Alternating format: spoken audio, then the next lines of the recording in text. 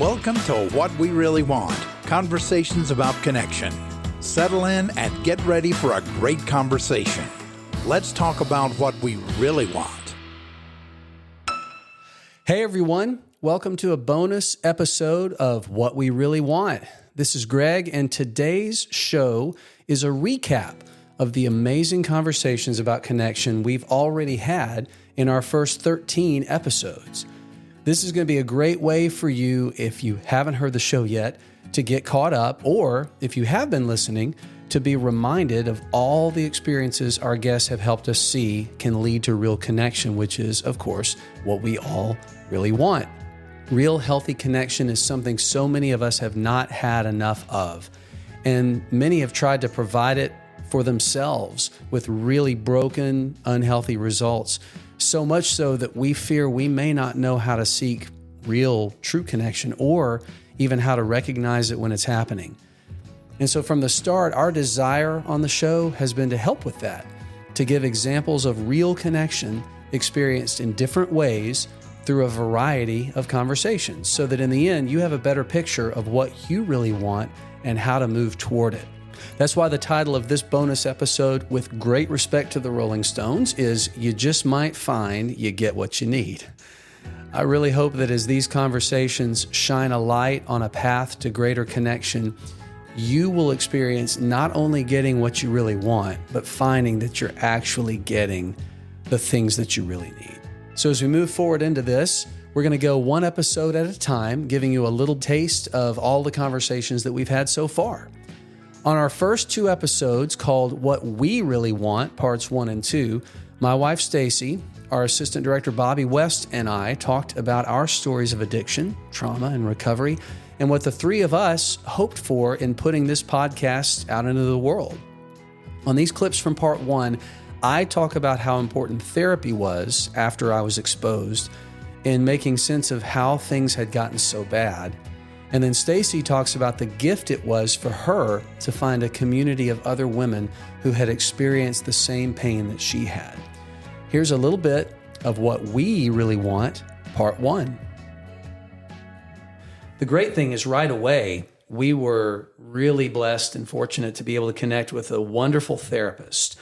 And she helped both Stacy and me realize what had been going on. She helped us to understand sexual addiction and helped me to begin kind of reconciling my faith, some of the messages that I had been taught over the years.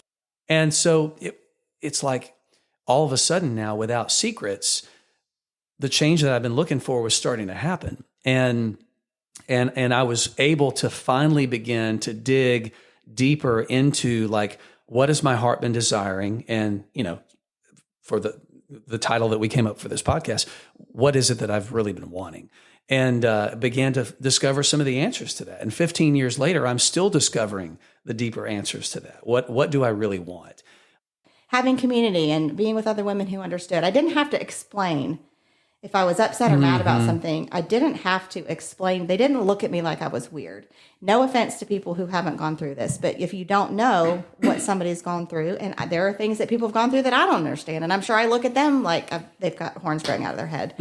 But there is something that is just so valuable to sit with women who understand. Even now, when I talk with a woman who's brand new, and I'm 15 years in, I am encouraged to sit with her and feel some kind of bonding with her because she and I share the same pain.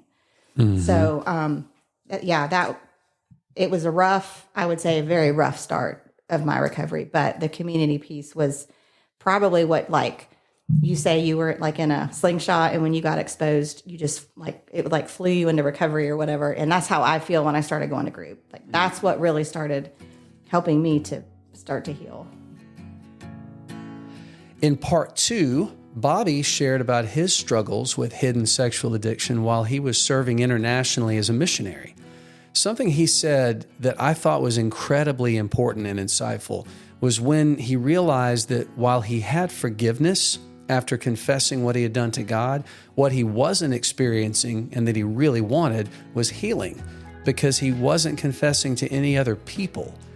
Listen to what Bobby learned about that in this clip from What We Really Want, Part 2. I knew 1 John 1:9 that talked about how my sins were forgiven. But I also knew James 5:15-16, which talk about confessing your sins to each other so that you can be healed. So I knew that I was forgiven, but I also knew that I needed healing. And that was the scary part.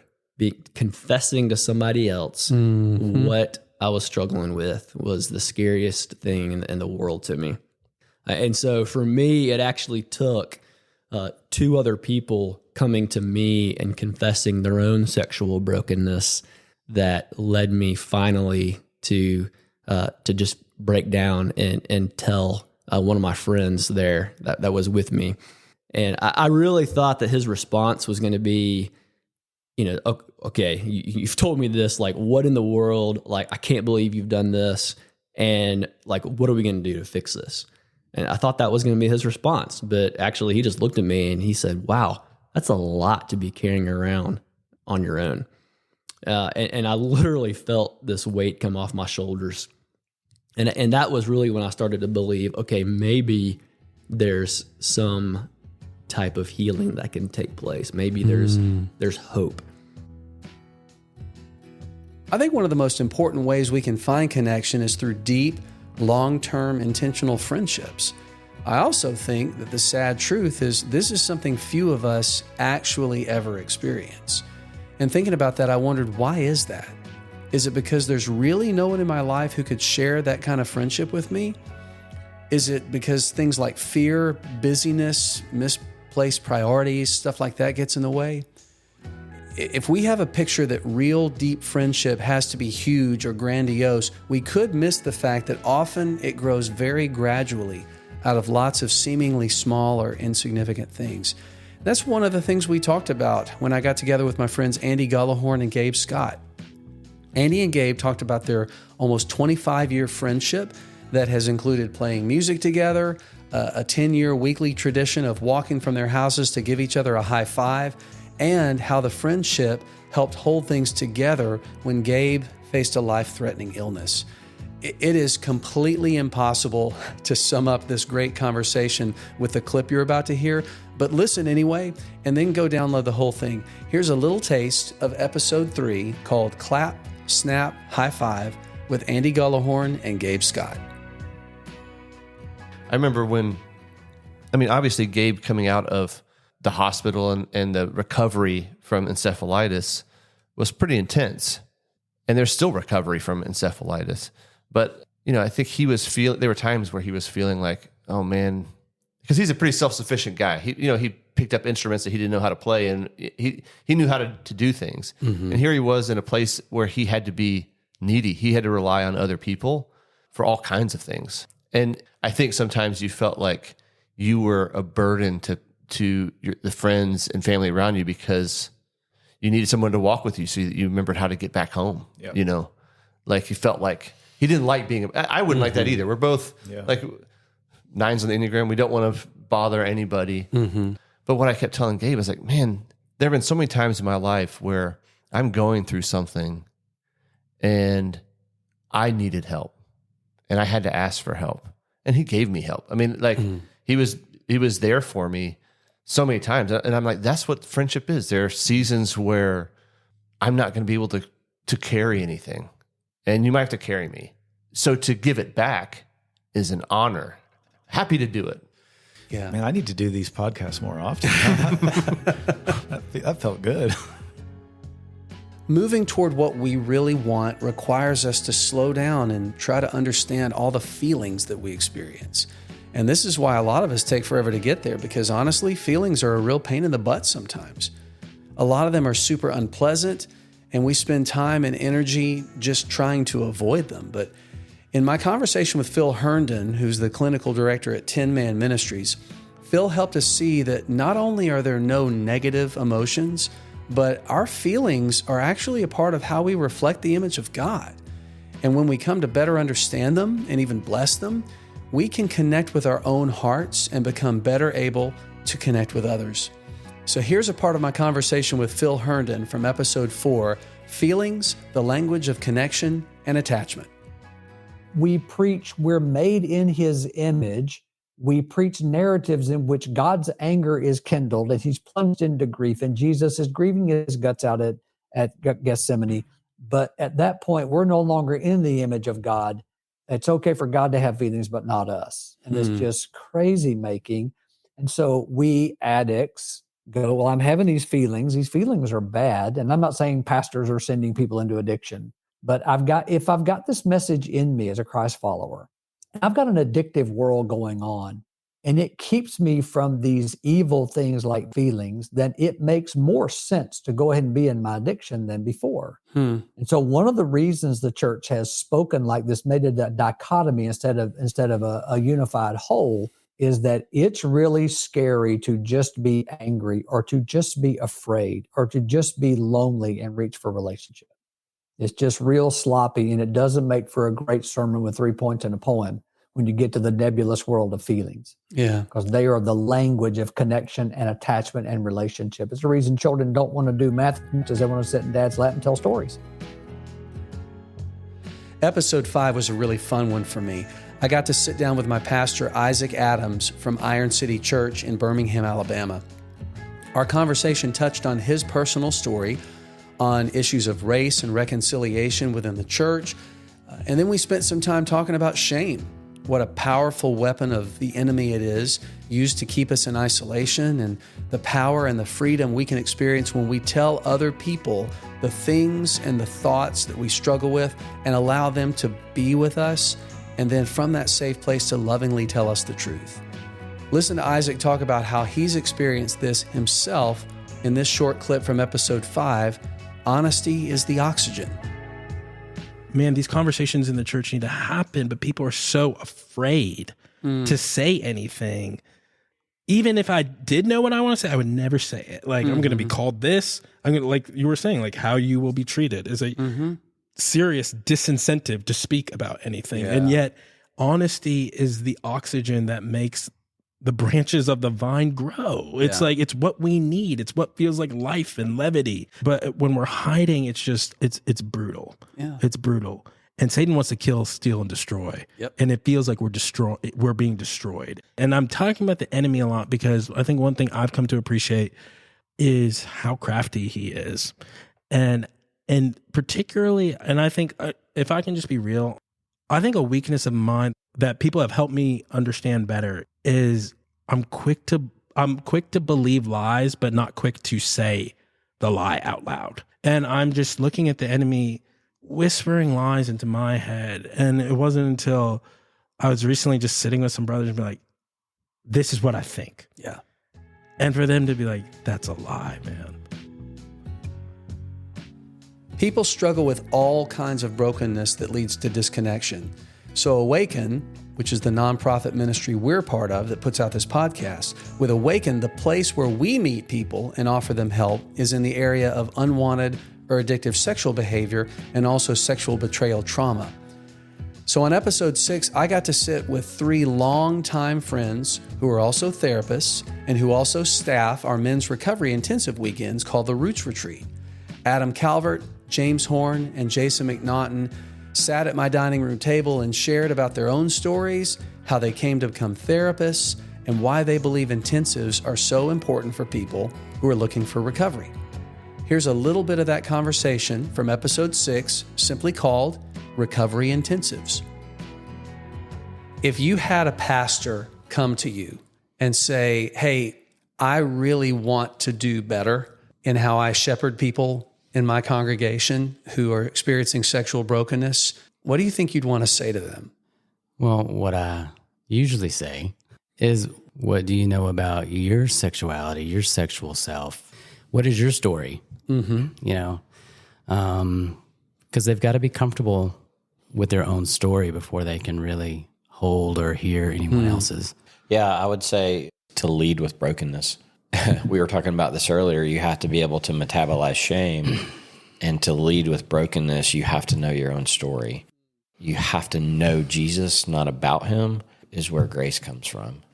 I can think of the pastors that I have experienced having done their work or doing their work or aware of that, and I'm so drawn to them. And knowing that it's not easy because there's just so much pressure to have it together. And so when any pastor chooses to go into their own heart, I just have so much respect. I think it's really incredible to discover how many different and helpful ways there are to learn more about ourselves and about how we relate to the world around us. Stacy and I got to spend some time with our friend Jill Gullahorn, therapist and also an extremely talented singer-songwriter whose performing name is Jill Phillips. When we did, we talked about how long-term the process of healing is, how we have to be patient, also how Jill's experience with the Enneagram has been such a helpful way that she incorporates into her work with clients. Here's a moment from that episode, number 7, Trust the Process. Basically, the teaching about the Enneagram is that it's 9 distinct different ways of seeing and being in the world. Lenses through which you sort of interpret life and engage with life and see yourself and see others. For people that do use it, they usually find it really helpful, especially in companioning it with other things.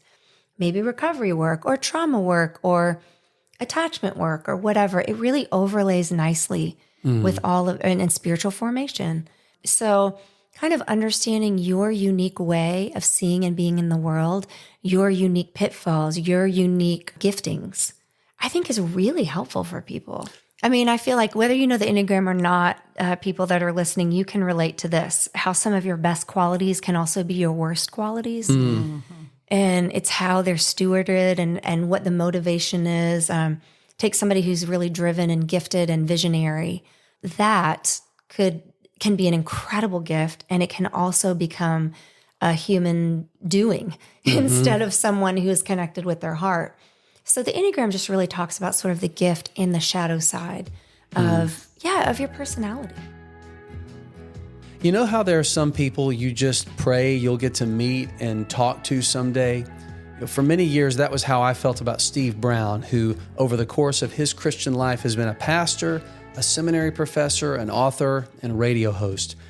I actually got to meet him several years ago, and the time I had with him then was wonderful and also not nearly enough. Bobby had the great experience of sitting under Steve as one of his seminary professors. And so this episode was a bit of a reunion that Bobby and I got to have with Steve, whose humor and just overwhelming message of grace has been such a breath of fresh air for worn-out Christians over the years. Here's a clip from episode 8 called God's Not Mad at You. And no, you do not need to adjust your audio. Steve's voice is really that low. I think for a long time and still today, when people go to church, they leave thinking first, I've screwed it up. And secondly, I've got to get my act together. And thirdly, God is really angry at me. And when they do it, they miss it. They've missed what this is. My father was a drunk and a womanizer and a gambler. He was a pool shark and very good at it. And all of his life, he didn't go to church because he didn't think he was good enough. He missed what the whole thing was about. And he became a Christian 3 months before he died when his Christian doctor said, you're going to live for 3 more months. And we're going to pray. And I'm going to tell you something that's more important than what I just told you. And they prayed. And that doctor, God bless him, told my father that Jesus is attracted to sinners. So back in episode 6, we talked with 3 of the counselors who help us put on the Roots Retreat Men's Recovery Intensive Weekends. And in this one, episode 9, I actually got to talk with a man in sexual recovery who attended the Roots Retreat and has continued in a journey of healing and recovery for several years. My friend Darren came to me and in a request I thought was incredibly courageous, wanted to share his story so that it could be an encouragement to other people going through similar things. I loved this conversation because of just how real it was. And I hope even this short excerpt from episode 9 will encourage you as you hear Darren talk about how there are increasingly no longer 2 different versions of me. Before Roots, I had at least 2 different versions of me. And there were so many lies and so many secrets. But after Roots, there weren't. I hadn't had disclosure yet, but there were no new lies. And, my wife and I were living together, and she said when I got back from Roots, she could tell a difference just in those 4 days. But, she was like, that doesn't mean, we're staying together or whatever, but, I can definitely tell that there's a difference. And so that was encouraging. And so what started as asking for help continued. I was so broken that I just wanted to be healed. And so I was willing and wanted to do whatever that took. Drew Boa is the founder of Husband Material, an online community that helps men outgrow porn and pursue healing and maturity. Drew is also one of the kindest and most affirming people I've ever met. In preparing for this episode, I had asked Drew if he could be ready to talk about the role encouragement plays in healthy connection. He actually tweaked that into a deeper and more meaningful conversation about affirmation and blessing and how they are such a treasure and a life-giving reward. In the clip you're about to hear, Drew talks about vulnerability and how it's really necessary. It's the price of admission in order for us to receive the specific affirmations about who we really are from people who care about us. This is from episode 10 called Calling Out the Treasure. Even if you start talking about vulnerability, if that's not something that you've done or seen, then gosh, I would hope with everything in me that it would go well, but I'm so terrified of how it would feel if it doesn't. Yes. I mean, when you're vulnerable, you are woundable. So that's actually a level deeper than being transparent. Being transparent is like going to the zoo and seeing a lion through the glass. Okay, I can see the lion's transparent, but when you take away the glass, now you're vulnerable. and it opens up the possibility for like a beautiful, empowering experience or harm. So I think in the same way, hopefully we can create a safe environment, a connection where you can be vulnerable. And yes, you might be rejected, but you also might be accepted in a way that you didn't think was possible. There are a few books that I consider all-time must-reads on the subject of sexual brokenness and healing. And one of them is Surfing for God by my episode 11 guest, Michael John Cusick. Michael's a therapist and the director of Restoring the Soul in Colorado. And for many years, he's been helping sexually broken people get to the heart of what's underneath their destructive behaviors. Michael was the first person I remember hearing talk about the importance of identifying our deep desires underneath behaviors, and how even when we've taken those desires in a bad direction, the desires themselves were actually good. In this sample, Michael talks about how we move in humility towards greater self-awareness and how that puts us in a position to continue to heal. This is from episode 11, The Light is Brighter Than It Seems. If I don't know who I am, I don't know what I really want. And I know that you and I both sat with countless men and asked the question in different forms. What do you want? What do you long for? What are you thirsty for? What does your heart desire? And 9 times out of 10 men go, I have no idea. And then when I give them an exercise to actually begin to have categories to think about that, it's often, I want things for other people. I want my kids to have a good life. I want to go on nice vacations with my wife. But there's very little sense of what our deep longings are. And in Psalm 38, verse 9, King David, the man after God's own heart, says, all my longings lie open before you, O God. My sighing is not hidden from you.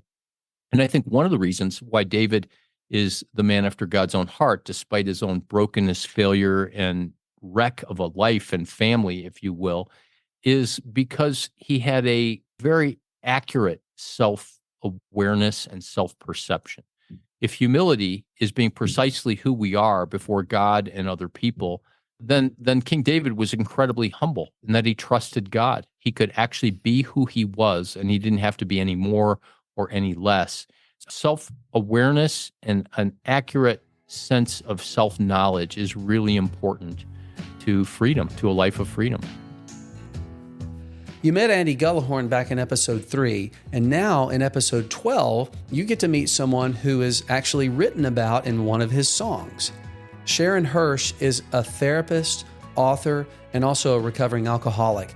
And in our conversation, she shared how her relationship with alcohol began, ironically, as a recommendation on how to deal with anxiety. Sharon speaks so clearly about how we use alcohol or drugs or control or sex or whatever to drive disconnection in our lives, even though what we deeply want and need is connection. And also, we talk about how gradual and unspectacular real change in our lives usually takes place. In this clip, she recalls how many times she reenacted a ritual of throwing out the bottles of alcohol, then sneaking out early in the morning and digging through the trash to have, quote, one last drink, end quote. Those are some of the lyrics from Andy's song, I Want to Be Well. Listen to this moment from episode 12, Change is Seldom Spectacular. Many mornings, we set our trash cans out Sunday night for the trash people to pick them up early on a Monday morning. And many times on Sunday night, I would decide, this is it. I cannot do this anymore. And I would throw out that big bottle of vodka. It's interesting to me, I didn't pour it out.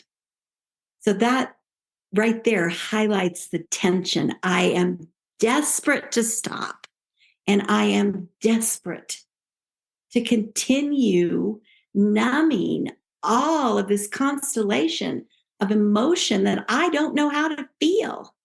And many times early on a Monday morning before the trashman came, I would, in my bathrobe, walk out to the curb, pull that bottle out of the trash, and kneel down hiding behind the trash can. I don't know who I was hiding from, probably myself, and take a few more swigs before the trash collectors came. That desperate to stop and desperate to stay disconnected, because the first person we disconnect from in addiction is ourselves. Finally, I want you to hear a little piece of my conversation with Nate Larkin, founder of the Samson Society. Nate was one of the very first people I met in my own recovery back in 2009. His book, Samson and the Pirate Monks, was the first book I ever read where someone actually wrote down the thoughts and experiences of a sexually broken man that could have been taken right out of my own heart.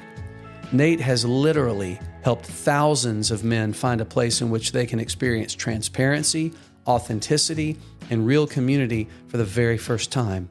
The way he shares from the first person draws people to lean in and really listen. Here is a short clip from episode 13 with Nate Larkin called Special But Not Unique. There's still a part of me that wishes I could do this on my own.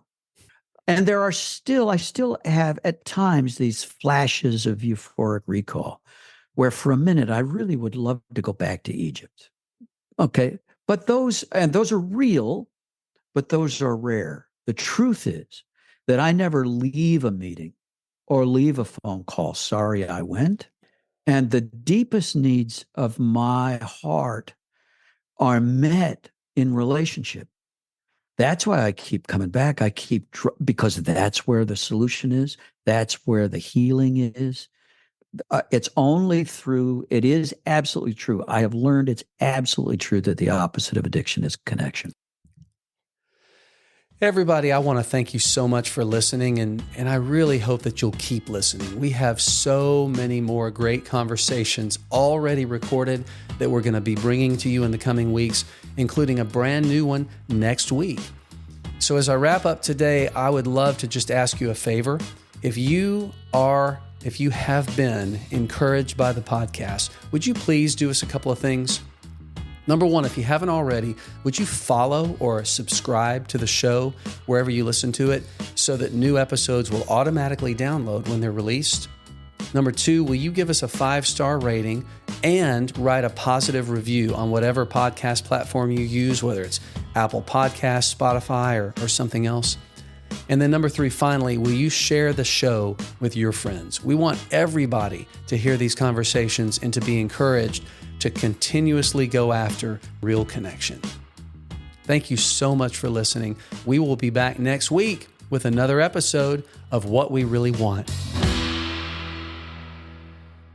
We'd love to hear from you. If you have questions, feedback, topics you'd like to hear us talk about on the show, click the Send Us a Message link in the show notes of any episode.